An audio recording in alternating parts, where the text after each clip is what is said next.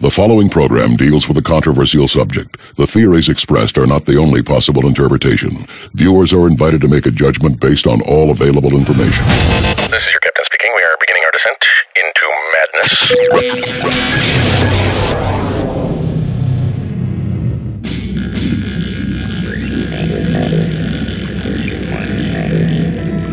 Open your mind.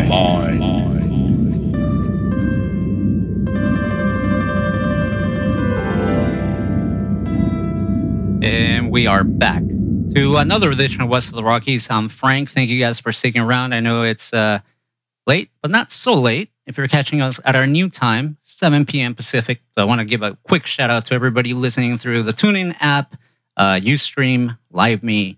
And if you're listening to the podcasted version of this show, good morning, good afternoon, good evening, or at whatever time of day it might be. Or namaste. Or that. I'm joined by Genevieve. Genevieve, how you doing? I'm doing very well, thank you. I'm, as usual, looking forward to this. Walter Bosley never fails to blow my mind. He is such a multifaceted individual. I mean, anyone who does fiction and non-fiction and is great at both tells you something about I just that. hope he's not really good at barbecuing, because that would just, I would just lose all hope in me. Because I'm a vegetarian. And, I'm kidding. No, Walter is great. And definitely check out some of his books. You can find him on lulu.com. That's LULU.com.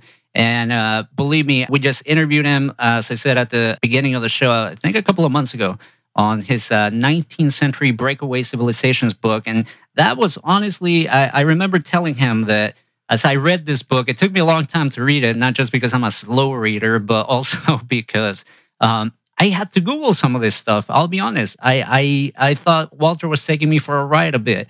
And I started Googling, and all this stuff was adding up. And like I said, I'm looking forward to talking to him tonight about another one of his books. This time is called Latitude 33, Key to the Kingdom. And I already got my next book lined up, because he definitely tackles a lot of topics that I encourage people to check out. So, Genevieve, Definitely. if you would be so kind to introduce tonight's guest. Well, as usual, Walter Bosley graces us with his presence on West of the Rockies again for the second radio interview this time round, leading us down the interesting and twining paths of Disney, and more specifically Disneyland right here in California. Walter's book, Latitude 33, Key to the Kingdom, which happens to be his first nonfiction release, was first published back in 2008, and if I may quote so, he states that, "My objective here is to take an initial look at the facts relating to any arcane science or engineering associated with the building of the world's most famous and beloved theme park and the park's link to Latitude 33. Primarily presenting this information as it may relate to an encounter I had in the park several years ago.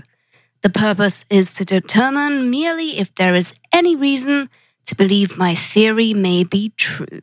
And indeed, this is why we love Bosley, his style of research and writing, his diplomacy, lack of bias, as well as his much appreciated dry sense of humor, which you'll frequently catch a glimpse of in both writing and speech. We know you'll love it. Anyway, we're not here to discuss the happy, clappy world of Disney, but the more deep-set roots of the theme park, its development, as well as what it means to people now in our present day and age. Disneyland might very well not be a place of just fun and fantasy. It might well be a theme park created via and surrounded by metaphysically enhanced technology. Now, does that sound too much to take in right now for many of us? Yep, probably. So, we may as well dive straight in, and with that, I have the great pleasure of welcoming Walter Bosley back onto the show. Thank you for being here. Well, thank you so much for having me back, and that amazing intro. I just want to be sure you've got the right guy, because what you described there sounds way beyond me. But I do appreciate the kind superlative. Well, Walter, I must say you're definitely a great author and a great researcher, and we're definitely excited that you made the time to be with us. Not difficult tonight. To come up with superlatives when it comes to you. Seriously, right? Thank you. Now, let's start with this experience that you referenced, and then Genevieve mentioned just now during the opening. You had an experience, I'm going to kind of step out there and call it a paranormal experience. Feel free to correct me if you feel it was otherwise. But what was this experience that happened at the park, and was this the spark that ignited this search and research really into this particular theme park? Well, what it was more specifically a potential paranormal experience. It was, at the time, one of those curiosities, one of those episodes in your life where it nags you. And for years, you wonder, was something more going on there? And as time went on and I started looking closer at it, indeed, I stumbled upon some things that convinced me that there was definitely something more going on there. It was preceded by really, of all the strange experiences I've had, and we all have strange experiences, I think, but of all the ones I've had in my life, and I've had some that are doozies, probably I still consider the most slam-banging one to be, I kind of have called it an awakening.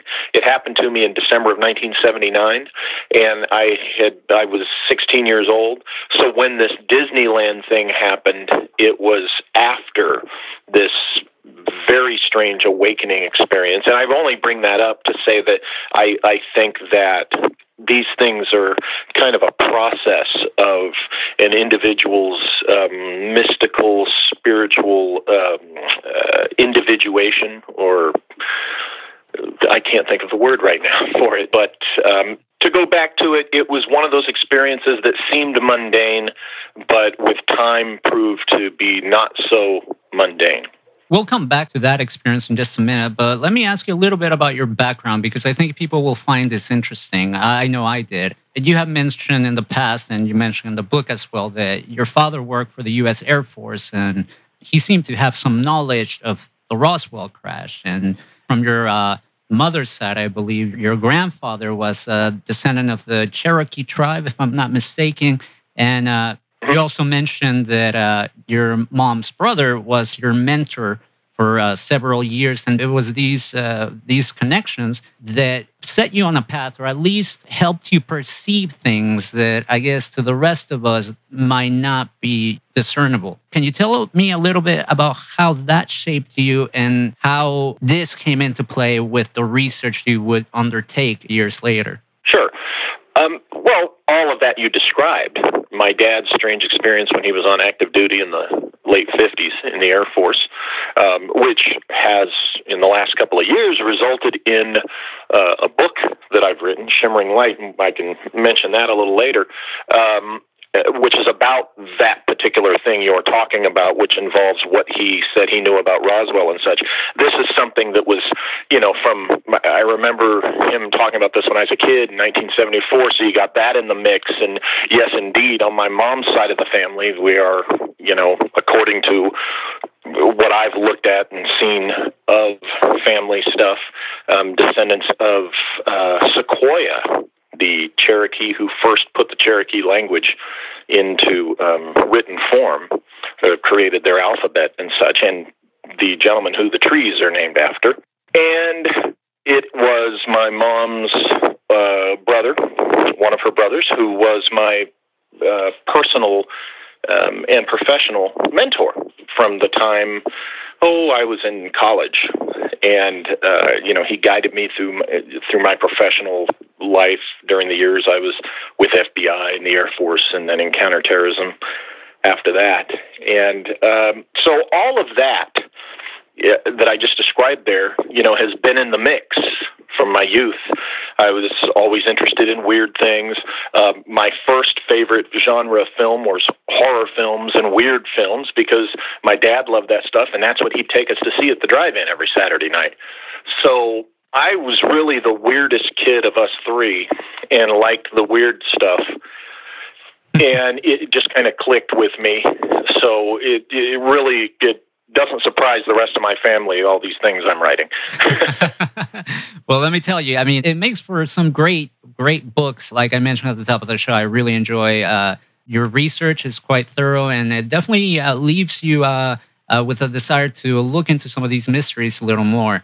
Let's talk about Walt Disney, the man, for a minute before we get into the park and some of the things that you tackle in the book. You know, there's a lot of myth and legend that surrounds Walt Disney. Some people have said that, you know, he belonged to a secret society.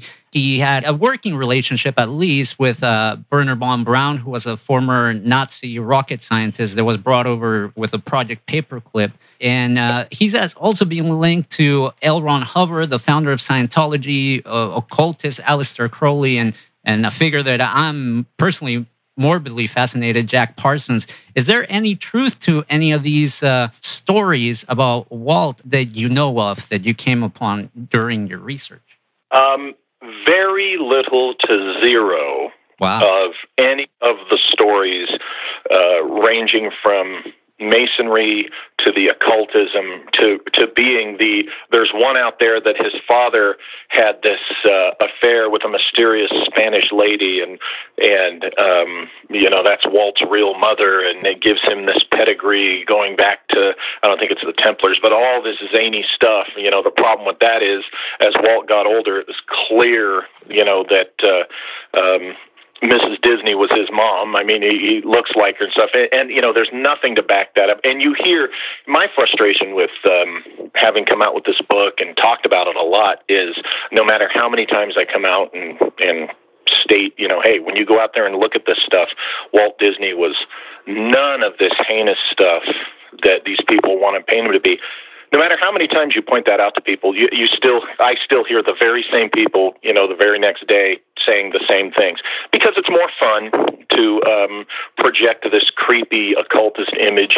Whether it's true or not, you know, it doesn't matter. It's just more fun, and it fits in with a narrative and an agenda that, you know, they're dedicated to. Now, the truth that you hear about Walt is he was in DeMolay in high school. Now, DeMolay is a Masonically sponsored youth organization. That's true.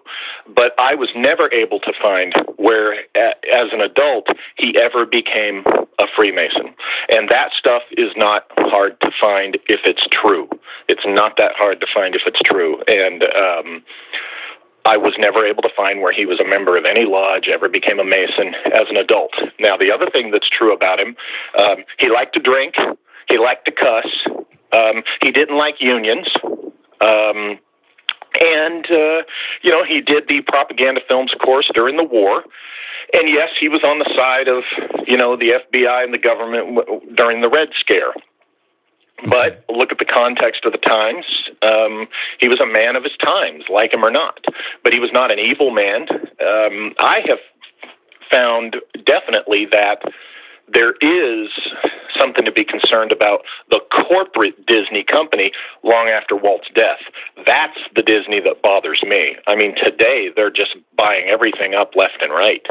It makes your head spin in a bad way. But as far as Walt himself, I'll say it again, that all these dark, evil tales, other than him being a drinking, smoking, cussing curmudgeon, you know, none of that occult stuff, none of that other stuff you hear is true. I think that a lot of people, including myself, when we research some of these topics, we look at some of the things that others have pointed out. For example, you know, Club 33, which is an exclusive elite club within the park. I have friends that go there and they assure me nothing weird happens inside, right? It's the fanciest restaurant, you know, in the park, and it's exclusive. To stay fancy, it's exclusive. And, you know, if you got the money, you're in. Right. And as you mentioned, he was part of the DeMolay, and that is an association that's linked to Freemasonry. And I believe, I mean, I could be wrong, but I remember reading something like Bill Clinton was a member, and there might be some people of renown that have participated in that organization. Before we move on, just so that we can set the groundwork for what we're going to talk about, what are ley lines, just for the people out there that don't know? Can you tell us about that? Yes, and it's good that we clarify from the start, because ley line is a term that I used to use it, you know, across the board. And to be more accurate, what we're talking about, what I'm talking about in the book and in my books after that, are actually more specifically telluric current. the flows and currents of energy that run through the planet. Think world grid, the Tesla-related world grid of energy. And the telluric current is something that's very real. Again, you can Google that. It's out there. It's this extreme low frequency, or ELF, energy that naturally runs through the ground, through the terrain of the planet. Now, this is something that radio engineers and telegraphers, the old telegraphy, like they would use in the old days with the Morse code, the little tapping thing you see in the Western films, they've known about this for a long time, and they utilized it in their technology. They would put their lines up where they could read the geomorphology of the terrain, and they found that their telegraph would work better. Now, in the modern era, our own era, they also found that it worked with other forms of electronic communication. So very often you will find radio towers along these telluric current lines, that, again, can be identified through geomorphology. Now, the reason we get in the habit of calling them ley lines is because of the ley line issue, where sacred spots are located along these straight line paths in the ancient world and in the medieval world and such. And that's why the two get interchanged in use, because telluric current can be used for mystical purposes. And it would make sense that these sacred sites would be co-located along telluric current. So that's where the mix-up comes. But tonight, when we're talking about Disneyland and my research, we're talking specifically about telluric current, even if we refer to them as ley lines. And what are some of the other events that have occur along ley lines? I know that, you can Google this stuff and find lists events or structures. Any locations of interest, I suppose. Well, what you have, and this is where Latitude 33 of the title comes in, what you have is a situation where there's a zone, kind of a belt around the planet, which between the latitude of 30 and 40 north, you find interesting things like the Great Pyramids and, of course, Disneyland, and incidents like the JFK assassination in Dallas was, at 33, and there's just numerous ones. And this concept is becoming more popularized. More people are aware of what we're talking about here. I believe the name escapes me, but there's a gentleman with a book I believe called Latitude 37.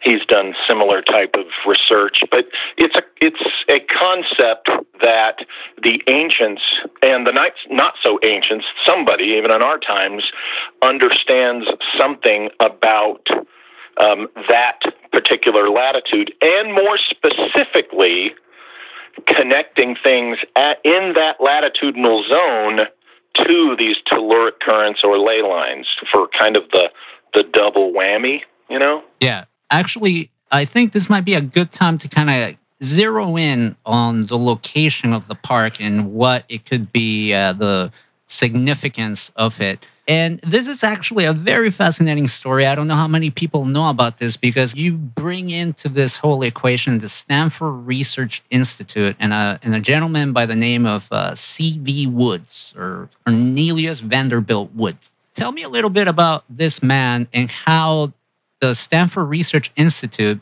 comes into play in the development of something that is meant to be a family-friendly theme park. Yes.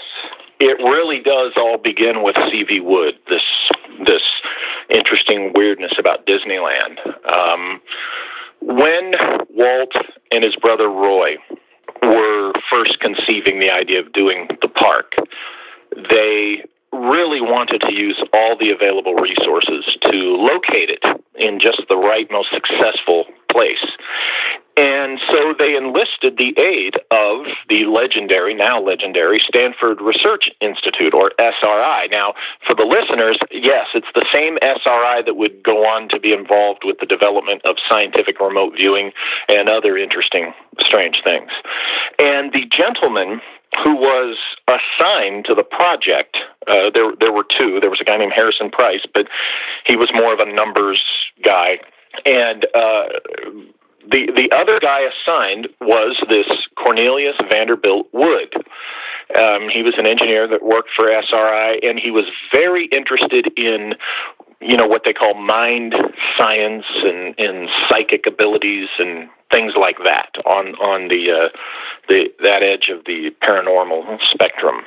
He was so intrigued by the idea of this park, this Disney park, that he actually left SRI to go work for the Disneys. Now, he's the one who located the spot that Disneyland is built on. They have multiple options. One of them was closer to L.A., one of them was out here in the Inland Empire, and, another one was this 140 acres, I believe, or 160 acres, whatever it was, of orange grove land in Anaheim. And C.V. Wood is the guy who found that location and really pressed the Disneys to build their park there. And that gets interesting when we start talking about the telluric current in the park. Really quick, I just want to get a question here from Genevieve. Just for those tuning in for the first time and really hearing about ley lines for the first time, just to kind of reel them in and show them how interesting they really are. Could you name us, a few places that would be of interest to those listening, such as the site of the JFK assassination, for instance? Yes, the JFK assassination happened, you have to say virtually on latitude 33 because it was technically at 32.7 something, whatever, okay? And in you're talking large-scale terms here. That's close enough. In horseshoes and hand grenades, that's a hit. And, we all know how strange and weird the whole JFK assassination event was, okay? It also took place in Dealey Plaza, which has that trident-shaped roadway, thoroughfare through there. Now, the trident is important because that's the number 3, and that associates it with the curious goddess Hecate, whom I have written about a lot and who factors in my research a lot. Mm-hmm. If you read King Kill 33, an essay by Shelby Downard, you will see how much Hecate symbolism is just soaking the JFK assassination milieu.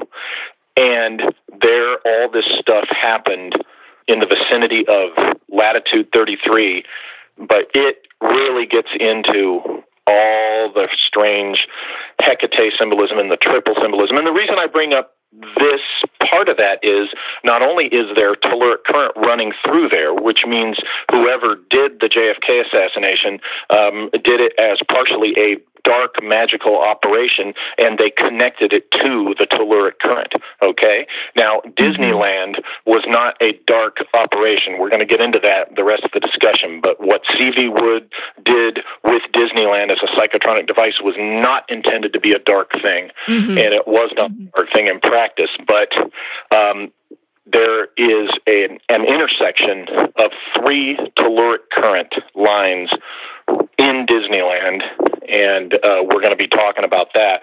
But I bring that up because of the triple intersection, of the telluric current at Disneyland, and I mentioned the trident shape, the triple aspect of the JFK assassination. This shows you that there's a similar thematic application in the choice of locations for this kind of magical stuff, if that is what you're, the answer you're looking for. No, definitely, because we are getting a lot more questions. Just developing on that has given us a lot more questions in the chat room here. People are going a bit crazy, and we'll go into that later maybe if we have time, but they're asking about aliens and how it might relate to them, etc., etc. So let's leave it there for now, but I think this has really got people's appetites whetted. Once you open that can of worms, that is the ley lines. I just wanted to highlight the significance of them. Now, Walter, let's kind of get back to C.V. Wood and SRI.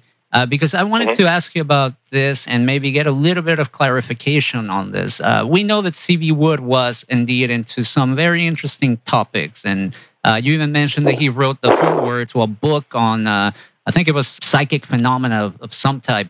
So we can deduce that C.V. Wood was into this type of knowledge. Yes. Now, in your book, you mentioned that a lot of this knowledge stems from occulted physics and arcane mathematics linked to the Nazi SS. How could this knowledge arrive to the U.S. and into the hands, quite possibly, of C.V. Wood to then use in developing Disneyland? Well, in C.V. Wood's case, it was really the fact that he was interested in these things, and through his own research, through the people he was associated with, the ones we know he was associated with, because it's not really that easy to find too many details on the man. He's out there, but for the longest time, he was not acknowledged in any official Disney literature. He and Walt had a bit of a falling out,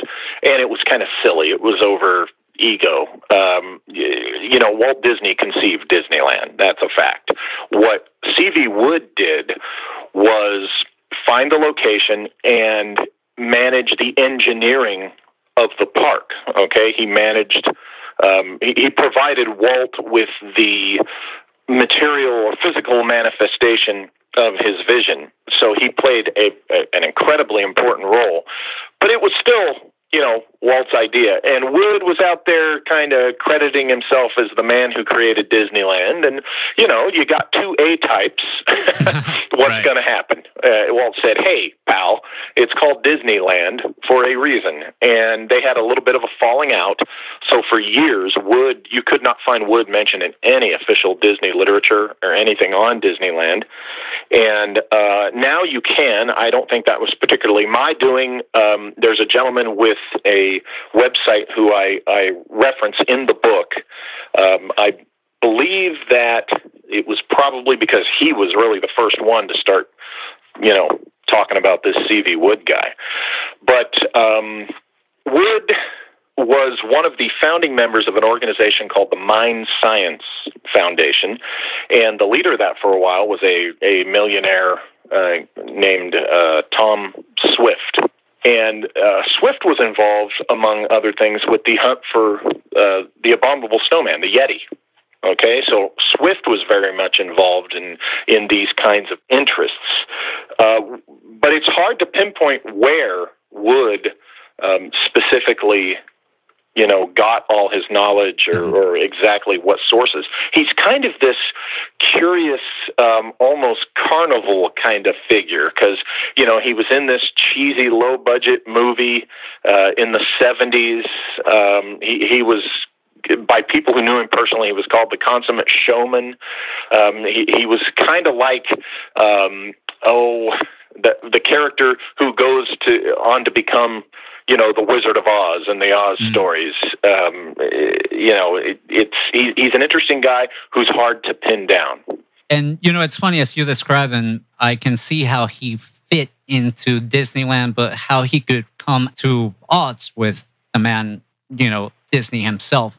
And I did read that bit in your book about the falling out they had and how C.V. Wood, in a way, was taking credit. But like you said, it was called Disneyland. And let's face it, Woodyland would not be a very cool name, I don't think. Well, here's an interesting thing. And this kind of goes to what Genevieve was saying earlier, asking earlier. Wood, after doing Disneyland, he designed some other parks. Now, what's interesting is the other parks that were not connected, that I could identify, that were not connected to a telluric current flowing through, those did not last. Oh, wow. There's one other park he did that is right there on a telluric current that goes... I believe it's connected to the telluric current in the JFK assassination, and that's where I believe it's the original Six Flags park outside of, it's the one in Texas, Six Flags, Texas. C.V. Wood was, I believe, the original designer of that park. A telluric current goes right through there. And my recollection is, it's been a while since I worked with this data, but my recollection is that telluric current line that goes through Six Flags, Texas, connects to the site of the JFK assassination. And that park, as we know, exists today and has thrived. So the two parks that Wood designed, that he selected the locations for, that are on the telluric current, survive and thrive to this day. The ones that, for whatever reason, he couldn't convince them to build on the telluric current have not survived. Now, there is a third in Colorado that, it's not that famous, but it has stayed in operation, and it's connected to a telluric current. So, there are three in total, but I find that to be really interesting. And whether it's Woody Land or not, and even though Walt was right, it was Disneyland, his original idea, the credit for the park physically, for Disneyland, the original Magic Kingdom, to physically be this psychotronic device, that is C.V. Wood's. And for the record, I do not think that Walt knew what Wood was doing physically with the park. That's interesting. Really quick, do you know what were the other parks that he worked on that didn't, see the success of Disneyland and Six Flags Over Texas? There was one in, I think it was New Jersey, that, I think it lasted maybe 10 years. And it's in the book. It's in the photo section of the book. The one in the Denver area was one he designed originally called Magic Mountain, and it exists as something else today. Okay. And yes, Freedom Land in New Jersey. Now, what's interesting is Freedom Land, my data says that it was placed on a telluric current, but it didn't last.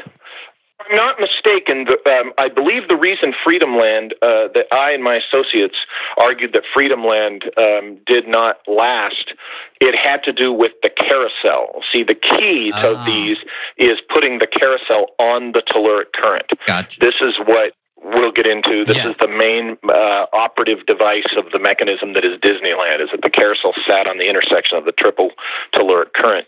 And also in Six Flags, Texas, that carousel sits on the telluric current. When you don't have that device on the telluric current, it doesn't draw up the energy, which is the heart of this device that I propose Wood was building into these parks. And also, this is just absolutely top of my head thought. I'm trying to remember, all the carousels I've been on.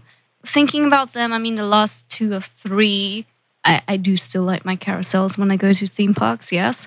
They go anti-clockwise, I believe. Is there something to that, or am I reading into that too much? I'm not sure if that's also important. Let's see. Yes. Here's how it works.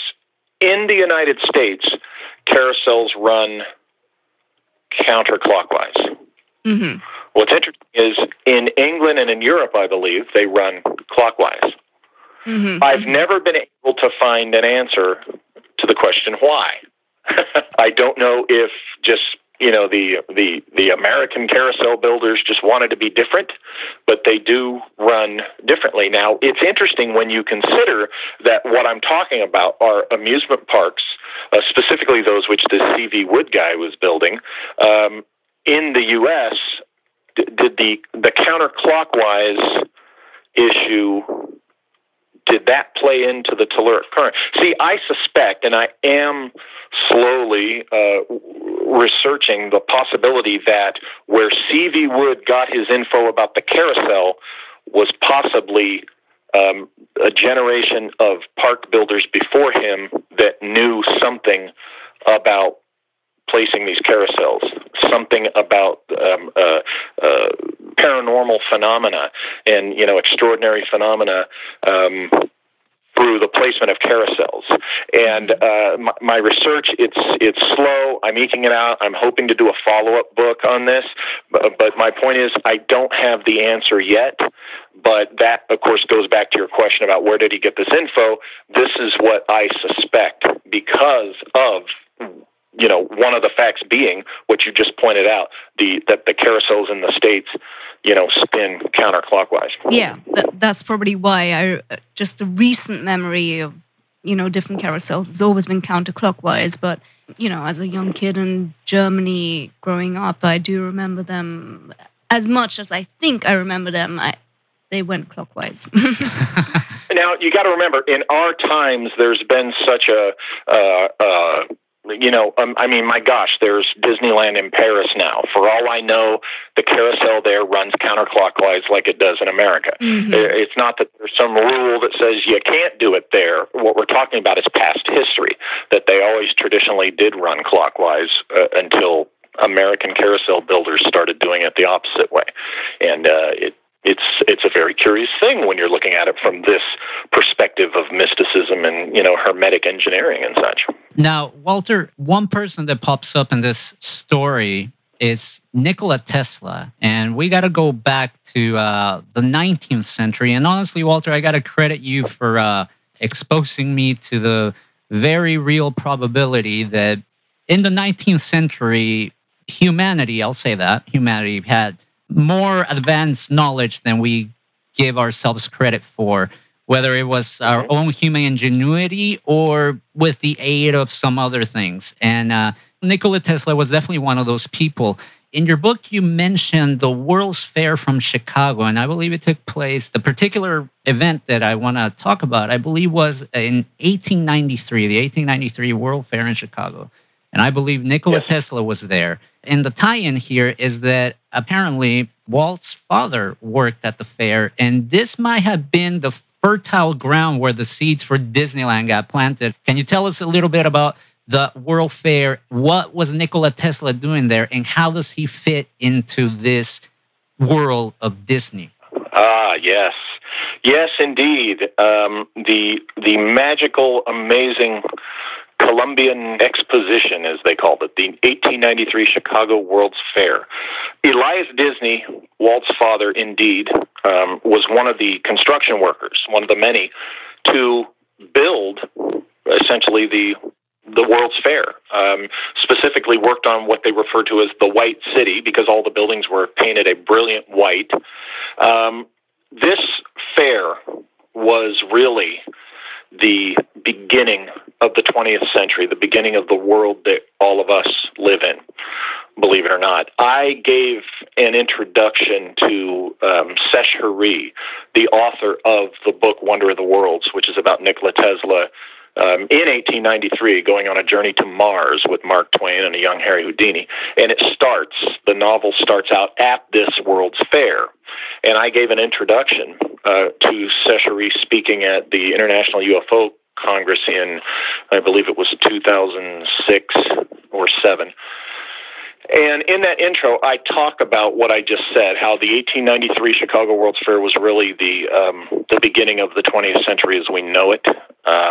And that was driven primarily by the technology that was being explored and demonstrated and tested. And, of course, Nikola Tesla ended up really being the star of the whole thing, because this Chicago World's Fair, which ran for a year from the fall of 1893 through 1894, most of 1894, this thing was a spectacle that, they say that at the time in 1893, 1 in 4 Americans traveled across the country to go to this fair. Now, I want you to think about that. Wow. 25% of the American population, the whole country in 1893, supposedly attended this fair.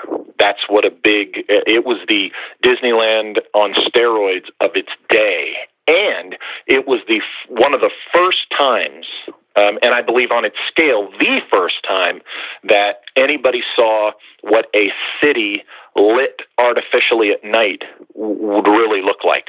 That was the other hallmark of the White City. It was lit up. Now, you go back, and look this up online, you look at photos and you go, big deal. It's a city with lights. You got to understand, in 1893, that was astonishing. I think they'd done a little bit of it in Paris in the 1880s at that World Fair, but nothing like on the scale. that they did in Chicago in 1893, and that was all Tesla's doing.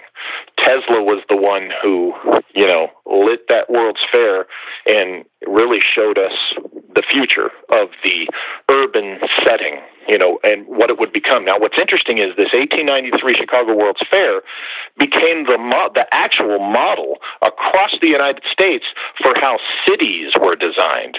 After that World's Fair, you go back and look at the cities that were established or redesigned or redid their downtown center, and you'd be amazed at how the architecture and with the lighting and the way they set up the entertainment in the marketplace was greatly modeled and deeply influenced by this World's Fair, okay?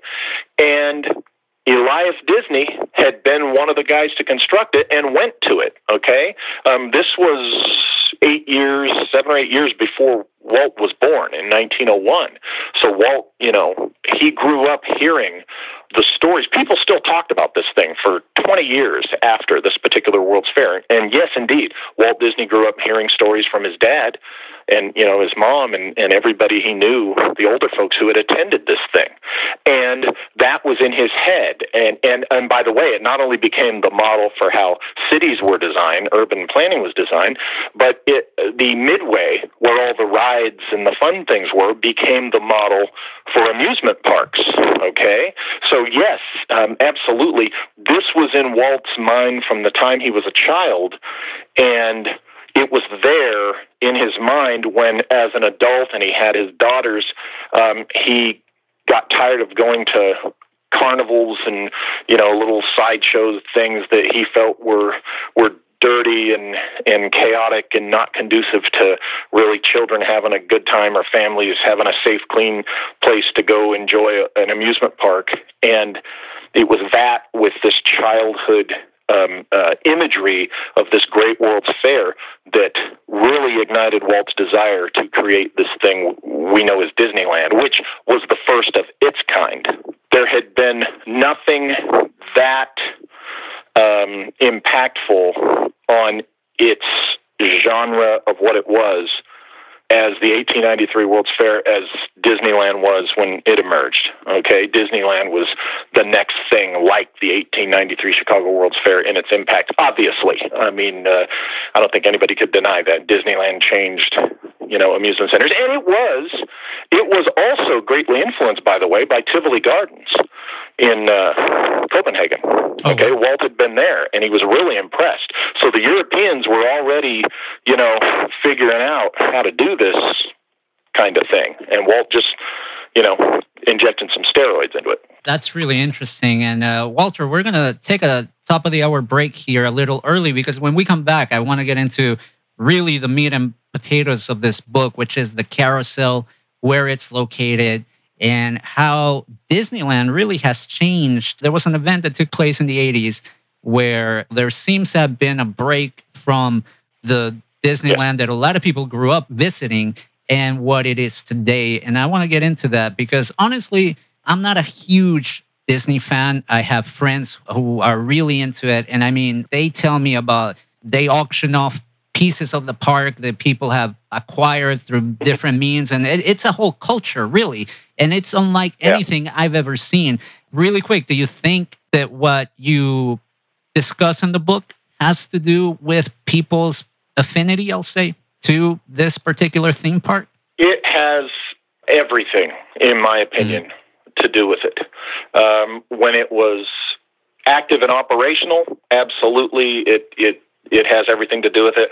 And we'll talk about this when we come back. After it was disengaged, that has everything to do with what the park has become since. Wow. Well, honestly, I can't wait. And I know the people at home can't wait. So, Walter, would you be so kind just to hang on the line? We're going to play a couple of songs and run some station IDs, and then we're going to get back into this because this is really, really interesting stuff. Everyone that's listening, get your questions lined up. We already have a few in the chat, but if you do want them asked, then ask them as soon as possible. We're going to be right back to continue this topic. And what can I say? So far, I'm on the edge of my seat. This is some really fascinating stuff, and I'm glad we have Walter here to walk us through a lot of this stuff. We're going to go to break with... Yes, Genevieve? Sorry. Oh, no. I missed my chance. I missed my chance on a pun of here's Walt on Walt. Oh, that was. I'm sorry that I ruined that one. Yeah. Oh, darn. Yeah. I mean, we could try and reset, but we're interviewing Walt on Walt today. There you go. I mean, and it's true. And it's true. Let's see. We're going to go out with a little bit of Rodriguez. I haven't played some Rodriguez in a while. This is one of my favorite songs by Rodriguez. It's called Sugar Man. This is West of the Rockies. I'm joined by Genevieve. I'm Frank. Walter Bosley's on the line. We're talking about his book, Latitude 33, Key to the Kingdom. What is going on at Disneyland? That is the question of tonight. Here's Sugar Man from his album Cold Fact. If you haven't seen the documentary Searching for Sugar Man, check it out. I think it's on Netflix or something. Definitely a good watch. I know you're going to be searching for some sugar. That's bad. Anyways, here we go, guys. We're coming right back. West of the Rockies with Frank.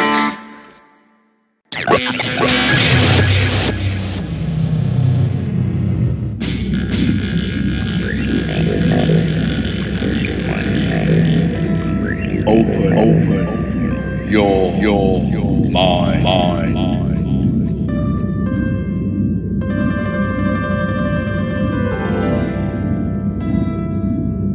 And we're back to the second hour, West of the Rockies. I'm Frank. Thank you guys for sticking around. We're having an amazing conversation with our guest tonight, Walter Bosley, talk about his book, Latitude 33, Key to the Kingdom. And man, oh man, it's been interesting.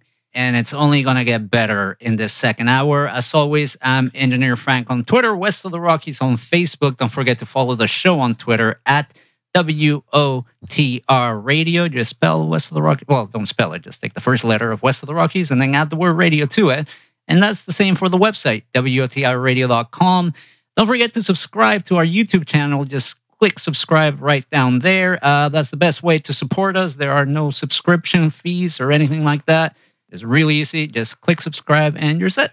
Mm-hmm. And we have actually made it a point to, unless we're literally living on the street, we refuse to charge. So that's probably going to be next week's show. So yeah. Please give us money for food. Look for our GoFundMe. As always, I'm joined by Genevieve. Yeah, you can find her on Twitter at Genevieve Uway. Just go to the website and you'll find it. I'm not going to sit here and play the alphabet game. You need to pick an easier handle. That's all I'm going to say. And you can catch her here every Thursday. Sally Smith. Yeah. Something like that. You can catch her every Thursday night, hosting her very own show. No added flavors, music, fun facts, jokes, and a whole lot more. Definitely tune into that. As I mentioned, our guest tonight is Walter Bosley. You can find his books at lulu.com. That's LULU.com. And Walter has an amazing selection of books, both fiction and nonfiction. And I highly, highly recommend you go out and get some of these. I already ordered a copy of Shimmering Light, which Walter first introduced us to when we met him at last year's Contact in the Desert conference. Mm-hmm. And it was all kinds of fascinating. And I look forward to hopefully having him back once that book is under my belt, so to speak, to talk about it. Walter, why don't you tell us a little bit about Shimmering Light, just to kind of whet some appetites here? Yes. Well, going back to, I believe we were saying earlier how I got interested in all sorts of weird things. And one of the main reasons was my dad's strange experience when he was in the Air Force in the late 50s, according to him. And I heard this story, starting in 1974, which was 6 years before the first book on Roswell was ever published. He was involved with a UFO recovery operation in eastern Arizona. And because of his clearance and what he did, he worked in the aerospace medicine division of the Air Force, specifically in a physiological training unit. He ran pilots through the altitude chamber. He trained them on their pressure suits for high altitude flight and all that stuff. But his unit was also involved in the early days of the Mercury space program, because before NASA was even created and founded, the Mercury space program existed, and it was for a short time a U.S. Air Force program. And my dad and the guys in his unit did the ground testing for the Mercury space program suits, the silver suits you see the astronauts wear, like in the film The Right Stuff. Well, because of that, he had a very high clearance, and that's why he would have been involved with this recovery that he said he was involved with. And that involved in itself first going to Wright-Patterson Air Force Base and being briefed in on what happened at Roswell in 1947. This would have been only 11 years after what happened at Roswell. Well, it was still a big secret to the public for the most part. And he told the most astounding story over the decades. The story stayed true to its details, is what I mean. And, he didn't change it as things changed outside, in the field of UFOs and stuff. He stuck to his guns on what the story was. And after hearing this story for 40 years, I finally decided, you know what, I need to get this down on paper in a book. I need to really dive into it and really investigate his claims. And what I found further astounded me, between the possibility that what he said was true at face value, or even if it was a planted narrative under the MK Ultra program. That in itself astonished me, how close he would have been to MK Ultra. And that's what that book is about. It's extremely fascinating. Like I said, I already ordered one. I'm waiting for it eagerly to arrive in the mail. Just based on what you just said, I'm sure a lot of people are like, what in the world? But considering that you have this background, what did you think of the news, I guess, that the U.S. has been studying UFOs for quite a long time? And this was big news back in December. I don't want to be that guy, but I think deep down, me and other like-minded individuals, we knew that this was happening, and it's probably still happening, just under a different name or something. But what did you make of those news and that video? Can you tell us a little bit what your impressions were? Are we actually looking at an object from another galaxy, another dimension, or is it a black project?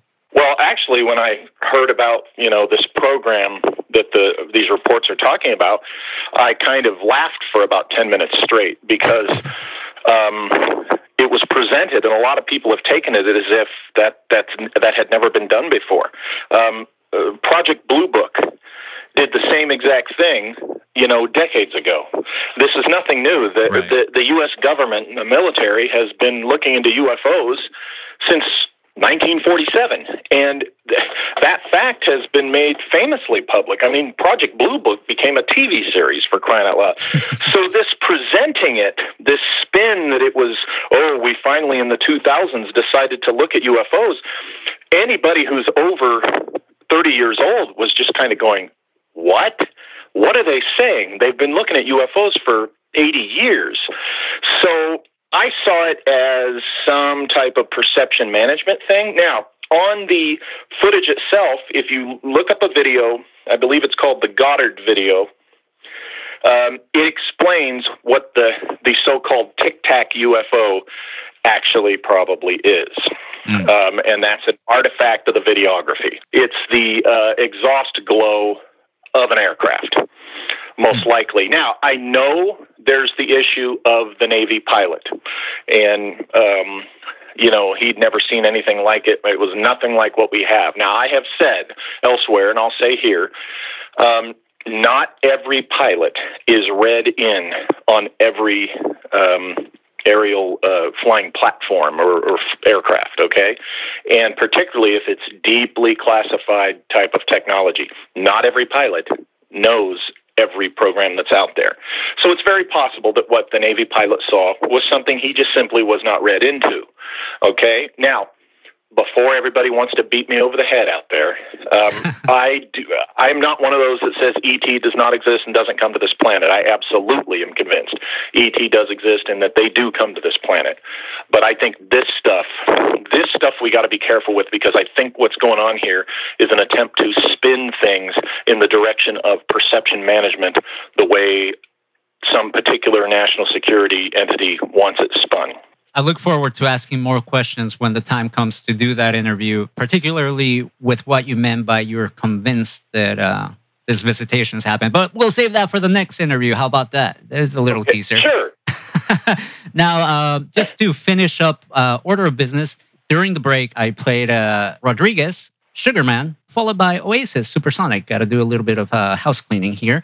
And I believe we have a question from the chat that needs an answer. Let us know what's happening in there.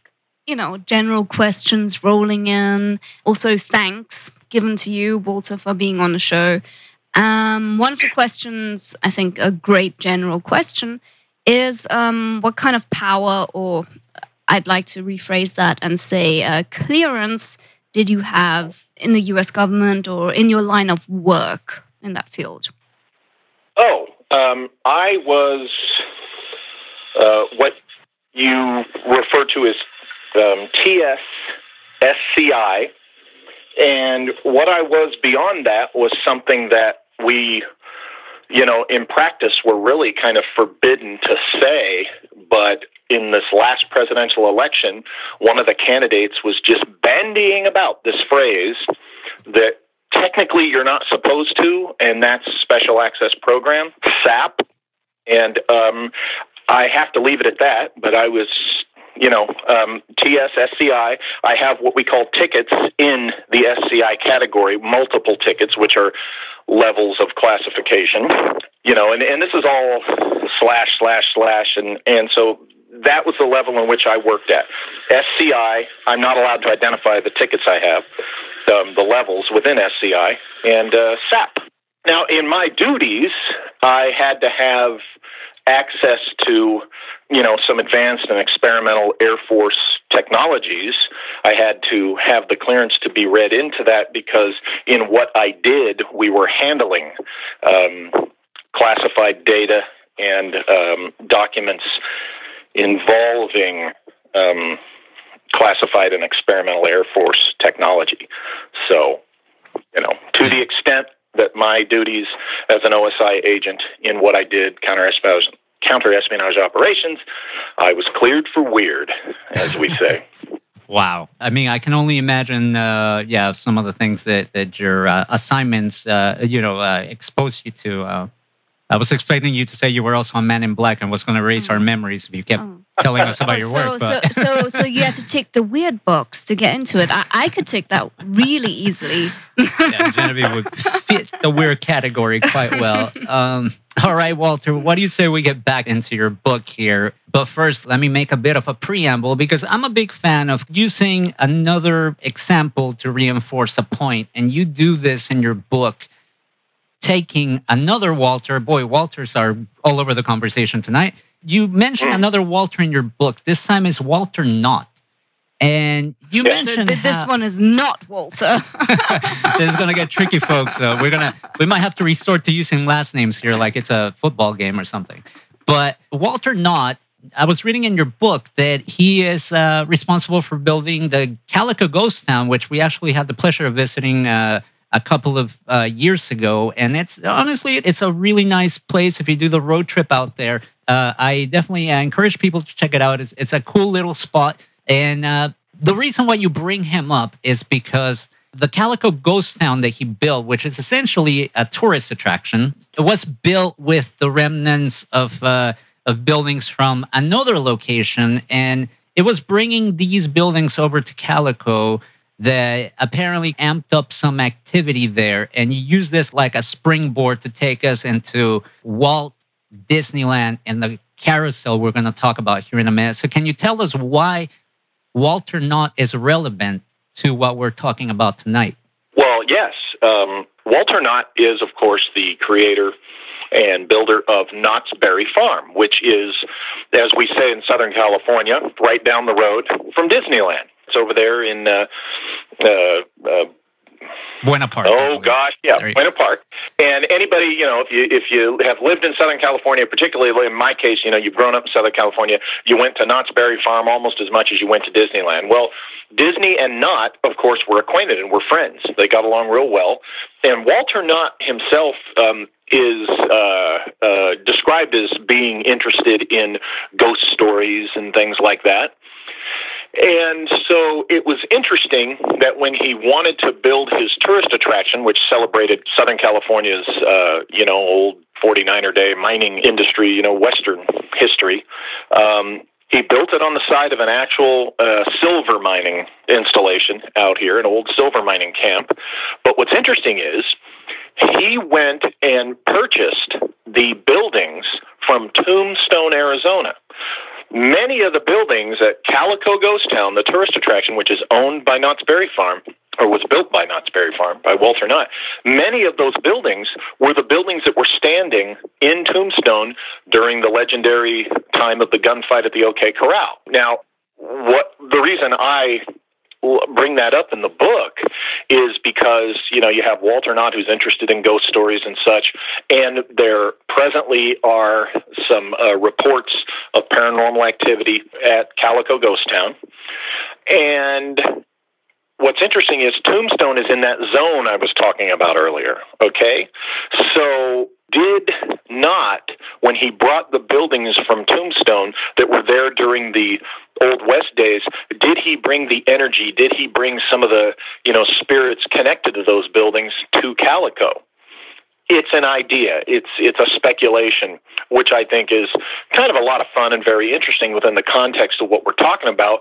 What I'm proposing was done, with Disneyland, and it kind of shows you that, even though I don't think Walt really knew what Wood was up to with his park, here you have a guy who was friends with another park builder who definitely, found these kinds of things interesting, and it kind of serves the milieu, when you're trying to answer the question, what's going on here with this weirdness with Disneyland.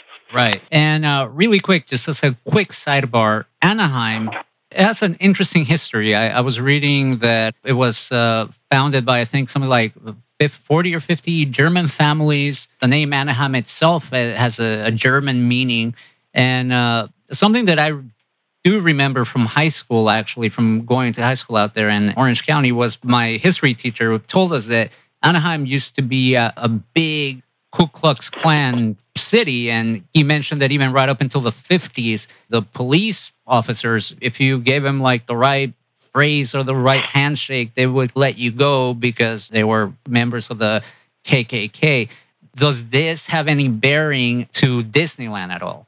I don't think that would. What I think did, from Anaheim history, have some thematic worth in discussing, why C.V. Wood really pushed for that location, is because those German founders of Anaheim, what we know as Anaheim, were viticulturists. Okay,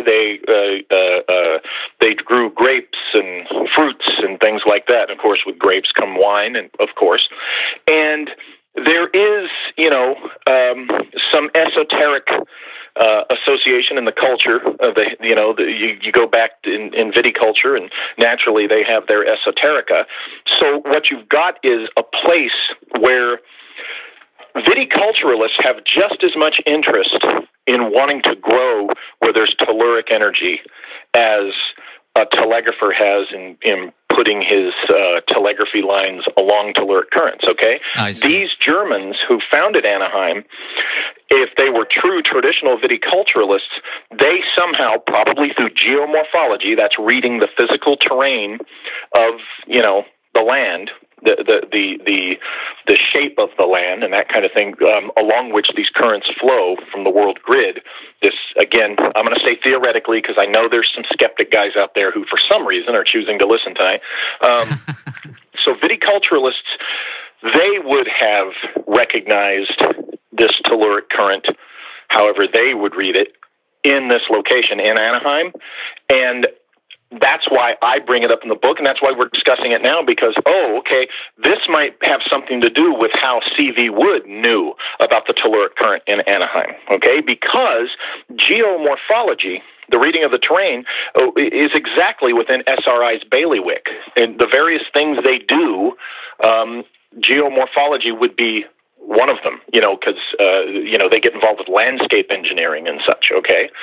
And that's probably how, or one of the ways, Wood was aware. It's whatever SRI knew about Anaheim and the founders of it and the viticultural culture there. That's really interesting to know, and in that case, it is very relevant to what we're talking about tonight. All right, folks, this is the part where we turn on the seatbelt signs on, because here we go. All right, Walter, let's talk about this carousel, because we have alluded to it the whole first hour.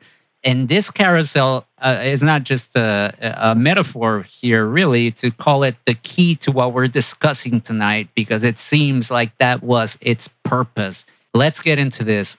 What is the deal with the carousel? Why was it located where it was? Because as we're going to find out here in a minute, its location was altered slightly. But why did C.V. Woods, was he the one that chose the spot for the carousel?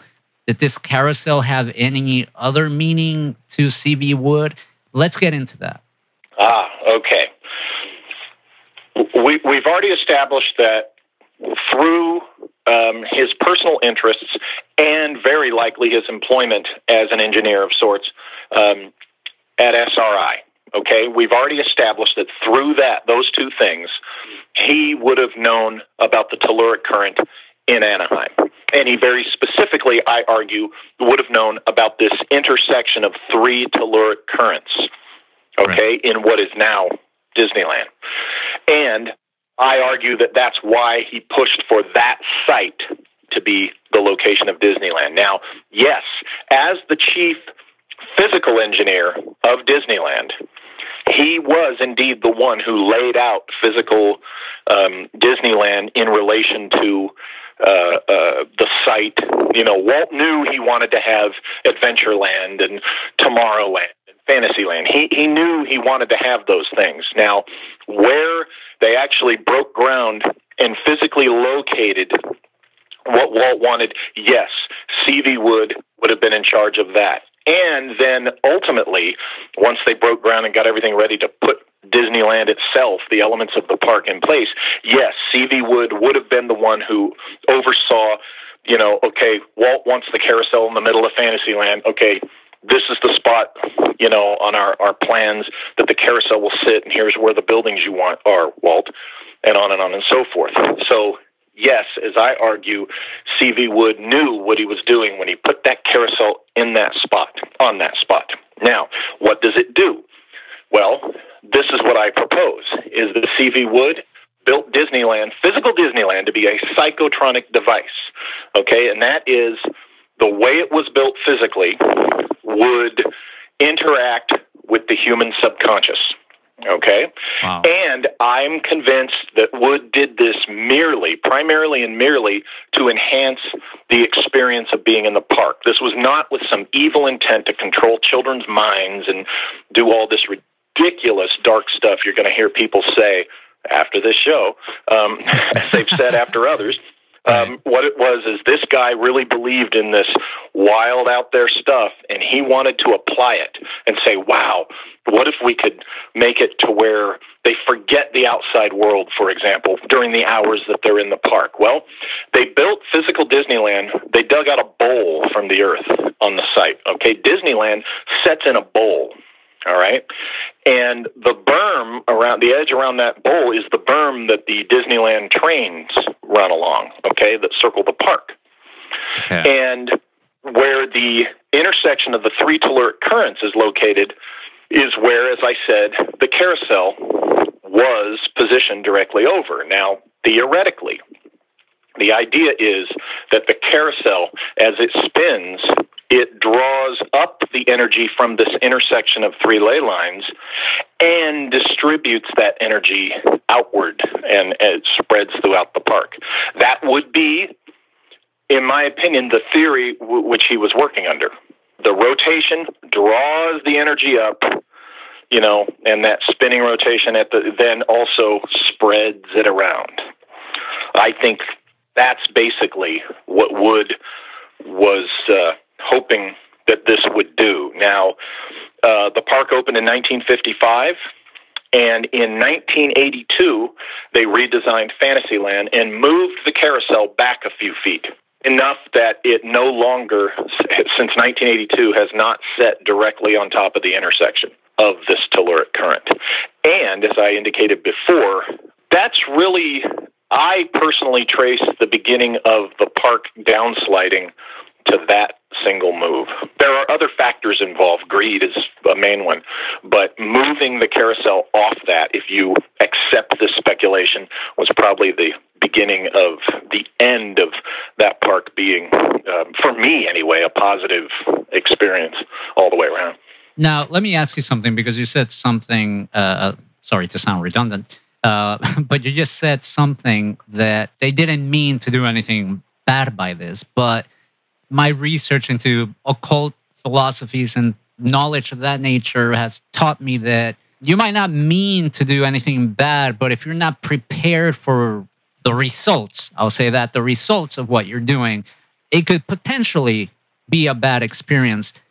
Even though the intent wasn't evil or nefarious in any type of way, was there a danger of something bad happening? Or more clearly, did anything bad occur because of this? I don't even know if I should call it an experiment, but this device, as you refer to in the book. Yeah, if let's say, for the sake of the conversation, let's all buy the premise, okay, that I'm right about this. Of course, you have to recognize the potential, because we're talking about, if you recall in the book, I present 4 possibilities in relation to my experience, the 4 possibilities that I personally could have experienced because of this device being operational and me experiencing it, okay? And one of those possibilities is, you're dealing with interdimensional phenomena. Now, you go opening doors, you don't always know what's going to come through. You're right. Now, when I say it wasn't intended, I'm addressing the stories out there that people think that, they paint Walt Disney as some evil wizard in a secret society and he consciously wanted to control children's mind. That's what I'm addressing, okay? Gotcha. You're right. The unexpected consequences could be something, theoretically dark and negative. Of course that's possible. But I was addressing, the idea that it was some diabolical thing that Disney did on purpose, or even Wood did on purpose. No, you get into the details and you study these guys and the situation, and that stuff quickly proves to be as ridiculous as it often sounds. I just thought it might be interesting for you to relay your anecdote about meeting the mysterious man in Disneyland. Alfred. Yeah, if Alfred, you wouldn't mind. Yes, that's how this all started for me. It was in '81, and I went to Disneyland with a bunch of friends. Again, I'm a native Southern Californian. I was still in high school, my senior year. And we went to Disneyland, and it was in people who study strange phenomena will find, the significance of the fact it was in, the 9 o'clock hour. It was sometime after 9 p.m. A lot of weird things can happen in that hour with strange phenomena. And it was in that hour, and we rode the carousel. So we're on the carousel. Remember, this is before it was moved. This was before it was, according to my speculation and theory and my research, it was still in its original place over the telluric current. We're riding the carousel, and as we're going around, I see this old man who I place around probably 80 years old, kind of cropped, white hair, snow white beard, not too long, a black suit and a white shirt, no tie. And he's just standing there. Those of you familiar with California Disneyland, he was standing there in that area between Dumbo and Mr. Toad's Wild Ride, which is the walk path that will take you back to the Matterhorn and Small World and, the teacups before that. That's where he was standing. And I went around like 2 or 3 times, and he was there just watching the carousel spin around. And then the last time I went around, he wasn't there, and then the ride ended and we got off the ride, and we wandered in that direction. We headed in the direction of that path I just described, and we got to the area just past the teacups. I believe there's a bench. At the time there was a bench in the vicinity of where the monorail track is, and this man was sitting there, and I can't explain why. It's just one of those things in life. I felt compelled to go speak to the guy, and I had 2 friends with me. And essentially, what I remember of the conversation, and that's due to time, not substance. I was a nerd, okay, so I didn't drink, I didn't smoke anything. But what I distinctly remember from the conversation was he said it was his first time at Disneyland. He was looking at the place wide-eyed, like he'd never seen anything like this before. And he was down to, I think, an A ticket. This was in the days of the old ticket books, but also at the same time you could get the passport unlimited use ticket at that time. Now it's all unlimited use. But he was down to just like an A ticket. And we all had unlimited passport tickets. Well, the ticket he had, he could ride Small World. So we actually I took him over, I led the way, I took him over to Small World, and we rode Small World with him. And he's just, everybody else jokes about Small World, right? They talk about how annoying it is. And, but he was just wide-eyed, and wow, I'd never seen anything like this. And we got off Small World, and we're walking back to where we met him at the bench. And I just felt compelled to do this. Maybe I was a nice kid, I don't know. But I thought, you know what? The park's open for still about another hour and a half. This old guy's never been here. He's probably never going to come back. He's got no more tickets. I gave him my passport ticket. And I said, hey, with this, you can go ride whatever you want, as many times as you want. You still have over an hour. Go have fun. And this guy reacted so grateful, like I had given him a pot of gold. He was just, and he said his name was Alfred. We introduced ourselves, and he said his name was Alfred. And somebody had a pin. One of the girls that was hanging out with had a pin, so we pinned the passport to his jacket so he wouldn't lose it. And he walked into Fantasyland, and we went our way. That was the last I saw of him for 11 years. And then in 1992, I'm working for the FBI. I'm in Manhattan, and I'm going to my favorite lunchtime spot, the Coliseum bookstore. Again, I said I'm a nerd, and I like to go to the paranormal book section and stuff. And I'm looking at this book in 1992 in Manhattan called The Old Straight Track. Ooh, what's this ley line stuff?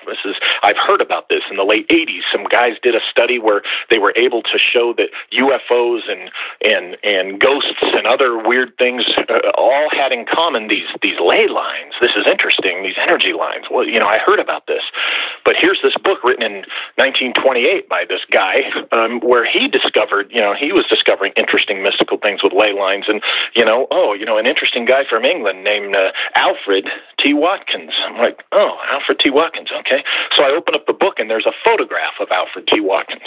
And as I'm telling you this, I'm getting goosebumps because I did then. Wow. Goosebumps all over. Because when I looked at that picture of Alfred T. Watkins, it's the classic portrait you've all seen. I was looking at the man I met at Disneyland. Okay? Now here's what's interesting. I do not recall the man at Disneyland having a British accent. I don't recall his voice. I just recall what he looked like, and he was the spitting image right down to the beard and the hair of Alfred T. Watkins. Now, I go into this in the book because the obvious crazy implications. Alfred Watkins died, I think, 45 years before that night I was at Disneyland and met his double. Wow. So I really began to wonder, what the hell is this all about? Because you got to remember, by that time, I had experienced years of high strangeness in my life. Okay, this was just another log on that fire, and a big one.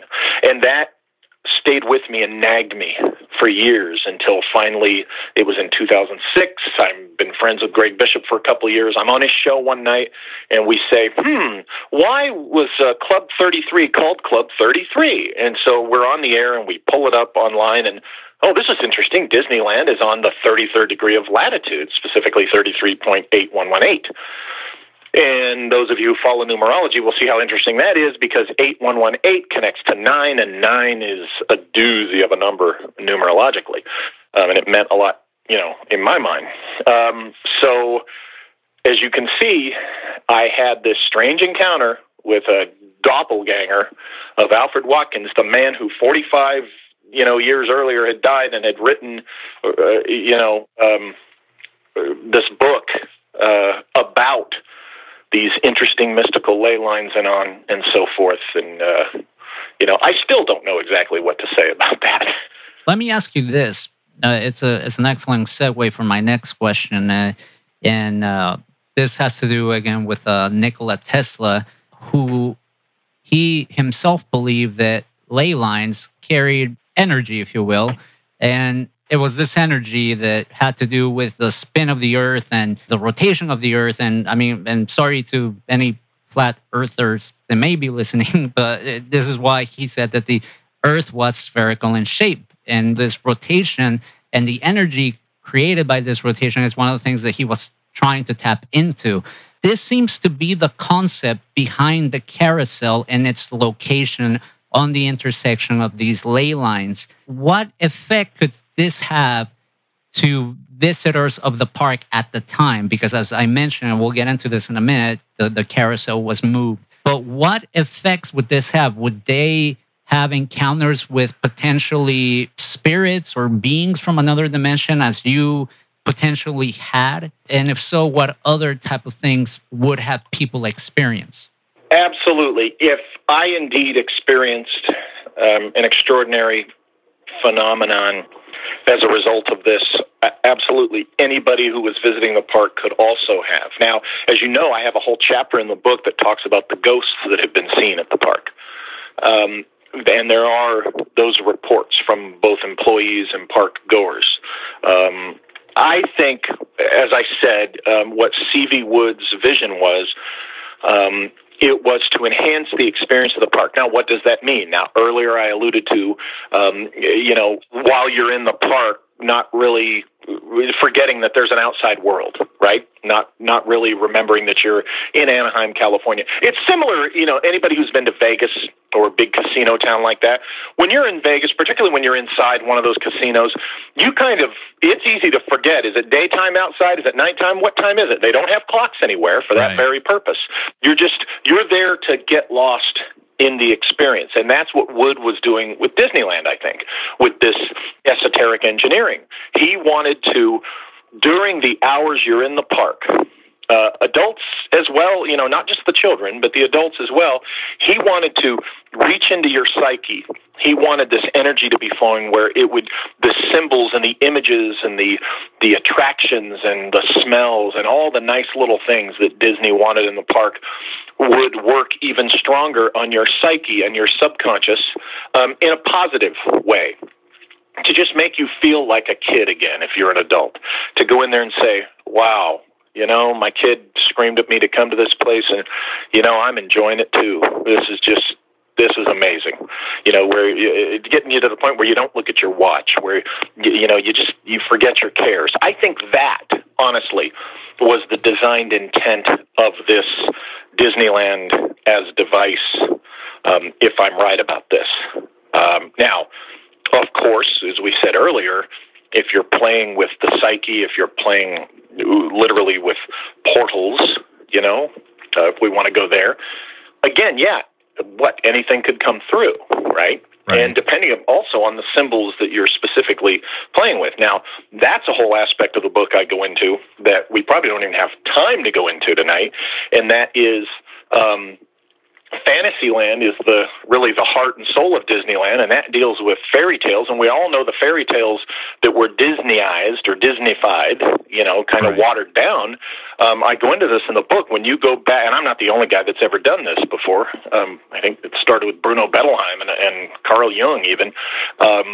You dig into the origin of the fairy tales, and they were dark stories, and they were meant to be. They had a purpose. And, just the gnomes, the little guys with the red hats. Right. You know what I say in the book about those red hats. Right. If people today knew how those hats became red in one particular tradition about gnomes, they would never put a garden gnome, in their garden, and they wouldn't let their kids play with them. It's true. I read that part and I was like, holy cow, I did not know this tidbit of information, which I'll leave it there for folks to find on their own, because believe me, it'll be very fun. And before I forget, I'd like to say that this Disneyland book is, for those who like digital books, it's also on Kindle for just like $1.99, I think. I put it out there. It's my cheapest book, so if you don't want to get the printed one, it is one of my only 2 books left. I left Amazon because Amazon is not good to small press publishers. I'm a small press publisher, as well as an independent author, and Amazon is terrible to the small press publisher, so I left them, and I only have, presently 2 titles. But they can find Latitude 33 there. And also, are there any ways for them to contact you directly and get signed copies? Oh, the signed copies. The best way to do that, obviously, is when I'm somewhere, making a presentation, because, I'll always have a stack of the things for sale. If you live in Southern California and, you want to meet up sometime with me and Greg Bishop in the Grove there on Fairfax, I can do that, or just, really, if you're near the Inland Empire, I'll meet up with people at Starbucks and they can, bring their copies. When it gets into, I don't keep copies on hand. So what it is I'd have to order the copy, it would come to me, and then I'd have to ship it to you, and then that makes the book more expensive than it needs to be. Right. So if you can get to me, with a copy you already have, that's really the best way to do it, or wait till I'm, or it's your local conference event that happens, request that I speak there too. Yes. Yeah, we definitely will. No, that's great to know. Walter, we're running out of time, but I'm pushing the envelope here with 2 more questions, and I believe Genevieve has 1 more. So Genevieve? We were talking about various, I guess, types and forms of energy that you can find around you. And recently someone did make me aware, or at least told me, that California is one of the strongest sites of orgonite energy. Do you know anything about this? Are you interested in orgonite energy, Tesla coils, that sort of thing? And do you think that plays into it in any way? Well, I don't know much about it. I'm definitely open to learning more about it. I would specifically would like to learn how it, has any connection to this telluric thing, and I think it probably does. Especially when you're talking about, the Tesla technology application, because Tesla knew about this, as we said, the world grid, and he knew about this telluric current. So I'm definitely interested, and I would love to learn more about that. Walter, obviously we're not going to get into this now, but can you whet our appetite a little bit? You just mentioned it a few minutes ago, and in your book you call it transcendental alchemy. And like I said, just by that name alone, I think people will get that this is going to be a huge part of the book here. But I just want you to just give us a little bit about this, because you mentioned how there are symbols around the carousel having to do with, I think it's the sword and the stone and some of the other ornaments around the carousel that may be alchemical symbols of some sort. Can you just briefly tell us the deal with that? There are key symbols. There's a crown symbol. That we get into the 4 treasures of the Tuay de Danann, and I apologize if I'm mispronouncing that according to whatever someone's preference on pronunciation is. And the Tuay that's something I'm deeply interested in, and they turn up in all my research, and I didn't realize that at first. But what it does is that's part of how what we're talking about works on your psyche and your subconscious. Through these symbols, your psyche, your subconscious is recognizing in an unconscious way what these symbols are, and when you connect that to an operative device that's drawing this energy, this triple energy, because it's an intersection of 3 telluric currents, it's really flipping switches in your mind that, Carl Jung would have loved to have taken a spin on that carousel at Disneyland when it was in place. And to finish up here, talk about when it was in place. In 1984, it was kind of like the changing of the guard, I want to say. And Disney was under the new leadership of Michael Eisner. How did this event change Disneyland? Well, how it changed Disneyland materially was Walt Disney, when he envisioned the park and he put the park together, those of us who remember the park as it was, not every attraction had something to do with one of his movies or TV shows, okay? There were several attractions that were just there because it was interesting, like, the submarine voyage. He did not do a submarine voyage movie. He had done 20,000 Leagues Under the Sea, but the submarine voyage right at Disneyland, these were modern submarines. It had nothing to do with any product of his. And there were several attractions that had, Autopia had nothing to do with a product. At the time, Pirates of the Caribbean, the Jungle Cruise, nothing to do with a product. Now, in the new generation, particularly once, Eisner got in control, increasingly the park became about products, and they changed the submarine voyage. Instead of making what it was better, it has to be Finding Nemo. It has to tie in with a product, and they started doing this increasingly throughout the park. It's tie it in with a product, money, money, money. And now, of course, the park is so ridiculously expensive to go to for what it is that I'm a lifelong lover of that place, and I've been disgusted with it for over a decade. Wow. I honestly, I'm a poor writer. I can't afford to go, and I think even if I could, I'm not sure I would, because I just don't like what it's become. When, for years after Walt built it, you never saw dirty handrails or worn paint on anything. They would steam clean the streets and pathways of that place every night. They would touch up the paint. You never saw the place looking shabby. And I have seen that place looking shabby over the course of the last 15, 20 years. And Walt Disney never would have tolerated that. But during the Eisner era, and then after he left even, they've become an even bigger eat-it-all-up monster, in my opinion. And what else can we say about that? And as we mentioned throughout the show, the carousel was moved a few feet. And in your book, you call this all the deactivating the device or disengaging the device. I imagine you have been to the park after this move. Can you tell a difference in the environment of the park? Is that bit of magic gone in a way? Yes. It's just exactly what I was describing to you, because the last time I went to the park was 2009, 2008 or 9. I went there with Secherie.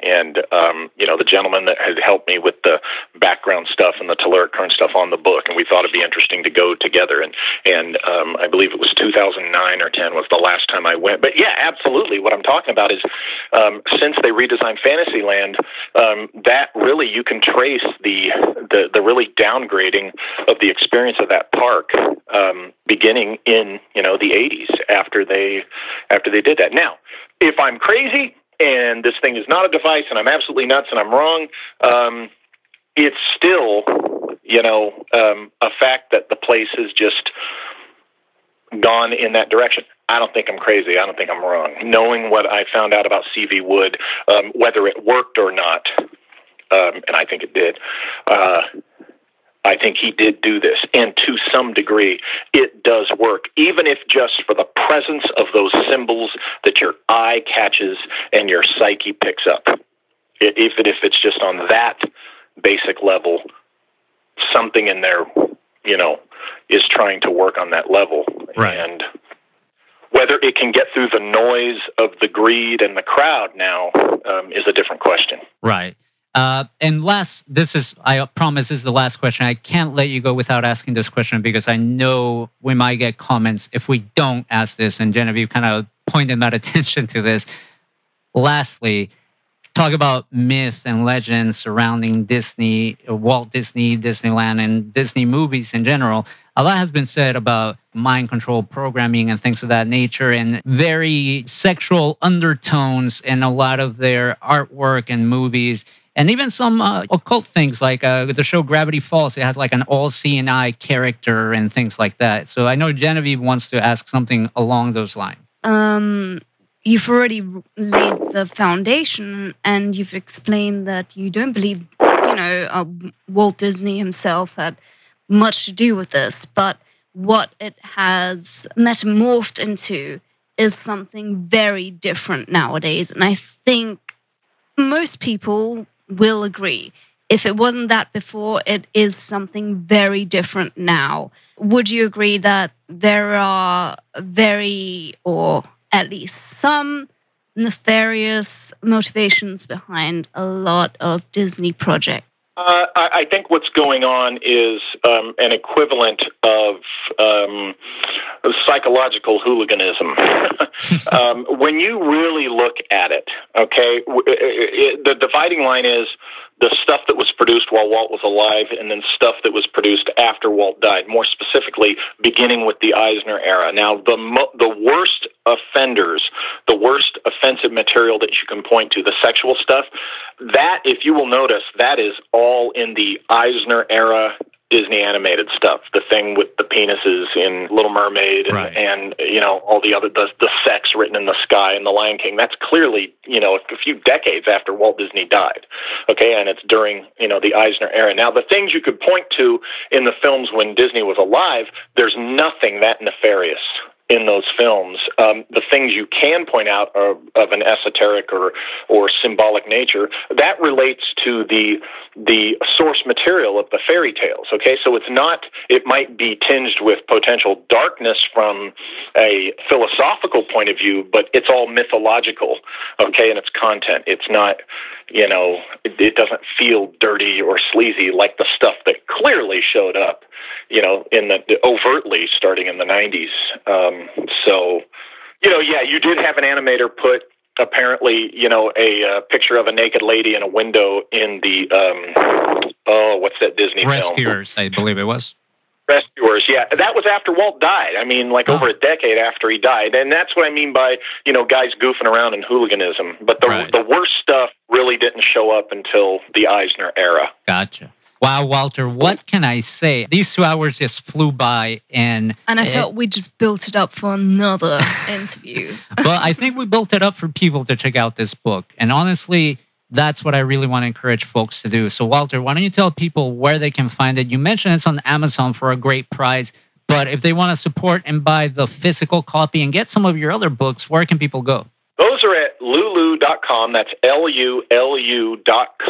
I have what's called a storefront. I think you can put in the name of my company, Lost Continent Library or Walter Bosley, and you find one of my books, and it'll take you to my storefront if you tap my name, the author name. And those are printed books. They're print on demand. They're pretty quick. It only takes them between the time you order it and the time you receive it. I think it takes them 10 days to 2 weeks, and they're very quality printed books. My editing's not always perfect. Okay, I'll concede that because I know somebody out there is going to complain. But but physically, they're greatly produced books, and I think at a pretty affordable price. I try to keep them that way.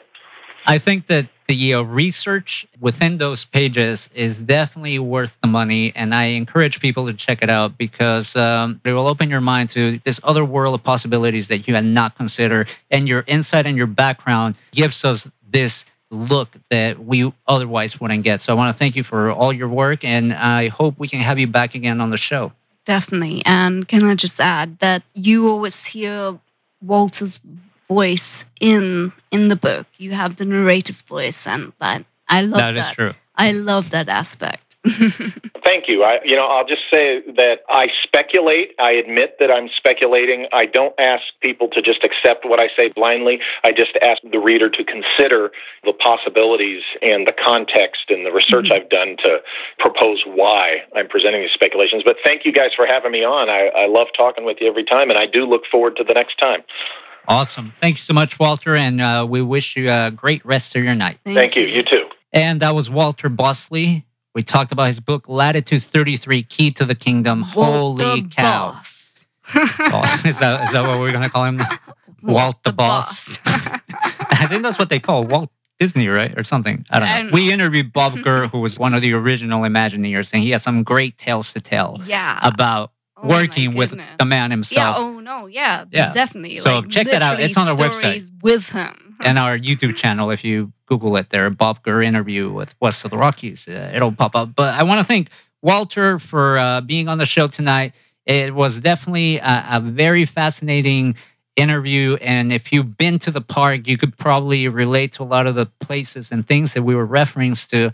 And if you haven't been to the park, maybe, it's an expensive ticket nowadays, but it might be worth a visit just to kind of see the location yourself and just get a vibe for the place. Well, unfortunately, that's what it's coming to. I haven't been to Disneyland in forever. I got to get the homie hookup ticket, if you know what I mean. It's like how well can I climb this fence? I know, right? So big shout out to Walter. Check out his books at lulu.com. That's LULU.com. And this particular book, Latitude 33, as he mentioned, it's on Amazon. So if you want to get your feet wet, it's like $2-3, and it's an excellent read. Please do go support them. The reason a lot of his books aren't available as ebooks anymore are because a lot of people were basically pirating them. Yeah. And for a small publisher, it's not cool. For anybody, really. For anyone, it's not cool. But for a small publisher, it's even less cool. That's right. And that being said, as always, I'm Engineer Frank on Twitter, West of the Rockies on Facebook. Don't forget to follow the show on Twitter at WOTR Radio. It's like West of the Rockies, all the initials, WOTR Radio. And the website is the same, WOTRradio.com. Don't forget to click subscribe on our YouTube channel, youtube.com/WOTR Radio. You see the pattern emerging, I'm sure. Click subscribe. What's up, Facebook? Well, that's a different one. That's I know, West of the right? Rockies, right? I totally wasn't thinking when I grabbed that. As always, I'm joined by Genevieve. You can catch here every Thursday night, 7 to 9 p.m. Pacific, hosting her very own show, no added flavors, music, fun facts, jokes, and a whole lot more. Boy, great show tonight. I want to thank everybody that tuned in through the TuneIn app, Ustream, LiveMe. If you're listening to the podcasted version of this show, thank you so much for listening. Thank you for your continued support. To you in the future. Thank you to you in the future. That being said, take care, be safe, God bless. Don't do anything too crazy. We want to see you back next week. And we're going to go out with a song. I actually wanted to go out on break with this song, but I felt like it was a little long. It's like 9 minutes, but it's a song by Buckethead. But it's honestly one of my all-time favorite Buckethead tunes. We just saw Buckethead in December. And if he comes to your town, definitely check it out. If you're into sci-fi, horror movies, and comic books and music, that'll be your cup of tea. He's an amazing guitar player. If you're into anything, go check him out. So this song is called Soothsayer from his album Crime Slunk Scene. This is Buckethead. Enjoy this one, guys. We'll see you next week. Till then, be safe. Bye-bye. Good night. West of the Rockies with Frank the Engineer on the Independent FM, Los Angeles.